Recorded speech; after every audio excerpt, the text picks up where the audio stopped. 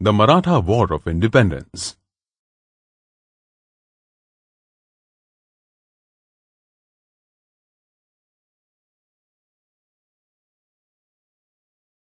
In this module, you will learn about the Maratha War of Independence.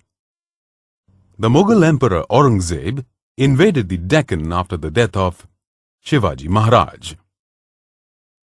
In defense of the Swaraj, the Marathas fought fiercely under the leadership of Chhatrapati Sambhaji Maharaj, Chhatrapati Rajaram Maharaj, and Maharani Tarabai. This fight against the Mughals by the Marathas for their independence is called the Maratha War of Independence. Sambhaji Maharaj became the Chhatrapati after Shivaji Maharaj. At this time, the Marathas were struggling against the Mughals.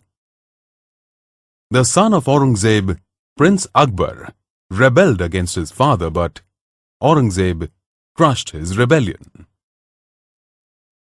Akbar took shelter with Sambhaji Maharaj, and so to vanquish Akbar, Aurangzeb came to the Deccan in 1682 AD. Apart from Aurangzeb and his huge and powerful army, the Siddi of Janjira, on being asked by Aurangzeb, undertook an expedition against the Marathas. The Portuguese also allied with Aurangzeb, and Sambhaji had to face many adversaries simultaneously. The Siddi of Janjira harassed the Maratha people, so Sambhaji opened a campaign against him. With their artillery, the Marathas laid siege to Siddi's fort of Dandarajpuri and battered his fort of Janjira. But Sambhaji was forced to abandon the Janjira campaign when the Mughal army invaded the Swaraj. The Mughal emperor and the Portuguese of Goa joined hands against Sambhaji Maharaj.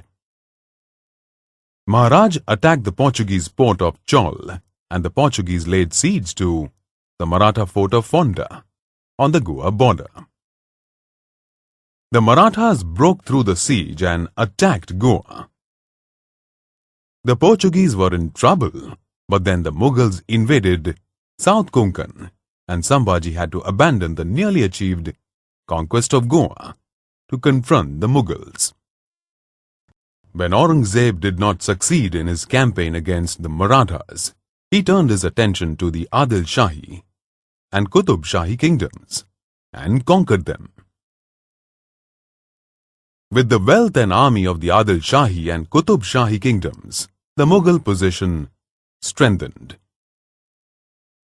Aurangzeb concentrated all his might on the Marathas and attacked them from all sides. Many Maratha generals like Hambira Mohite was killed in encounters with the Mughals, and Sambhaji Maharaj's military strength weakened. Mukarrab Khan was in charge of the Kolhapur province. When Sambhaji was at Sangameshwar in Konkan, he raided the place and captured Sambhaji Maharaj. Sambhaji Maharaj was brutally put to death on 11th March 1689 by the order of the emperor. Chhatrapati Sambhaji Maharaj faced death bravely and with self-respect. Sambhaji Maharaj wrote the Buddha Bhushan, a book in Sanskrit on polity. Under the most adverse circumstances, Sambhaji fought the Mughals for 9 years. The death of Chhatrapati Sambhaji Maharaj made Aurangzeb hopeful on finally conquering the Maratha kingdom. The death of Sambhaji incited the Marathas greatly. The Marathas readied themselves to fight against the Mughals and put Rajaram Maharaj, Sambhaji's brother, on the throne. Zulfikar Khan was sent by Aurangzeb to besiege Raigad. Rajaram Maharaj, his wife Maharani Tarabai, Sambhaji's wife Maharani Yesubai, and son Shahu were in the Raigad fort. It was deemed unsafe for the royal family to stay together, so Rajaram Maharaj decided to escape from Raigad to Jinji. The leadership of Raigad was handed over to Maharani Tarabai. Rajaram Maharaj escaped from the besieged Raigad fort on 5th April 1689 and headed towards Jinji, presently in Tamil Nadu, in the south. The fort of Jinji was impregnable and difficult for the Mughals to capture. Rajaram reached Jinji with a few of his trusted men like Prahlad Niraji, Khando Ballai and Rupaji Bhosle. The Maratha War of Independence had thus spread over an extensive area and also reached Jinji. Rajaram had assigned the duty of fighting the Mughals to Ramchandra Pant Amtaya, Shankaraji Narayan Sachiv, Santaji Ghorpade and Dhanaji Jadhav before leaving for Jinji.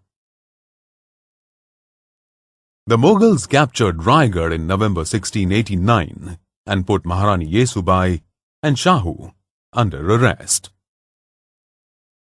The situation was critical for the Marathas as Aurangzeb was also trying to entice the Maratha Sardars to his side by promising them Vatan Sand Jagirs. To thwart the Mughals' plan, Rajaram used the same tactics and promised that the Maratha Sardars who could capture the Mughal territories could make it their Jagir. Due to this, many capable Sardars came forward and started invading Mughal territories and defeating Mughal generals with vigor. Santaji and Dhanaji were forefront in this action, and their surprise attacks and guerrilla tactics rendered the enormous war material and artillery of the Mughals useless. The Mughals were at their wits' end, and during one surprise attack, Santaji Ghorpade and Vithoji Chavan cut and carried away the golden pinnacle of the emperor's tent. After capturing Raigad, the emperor sent Zulfikar Khan to capture Jinji.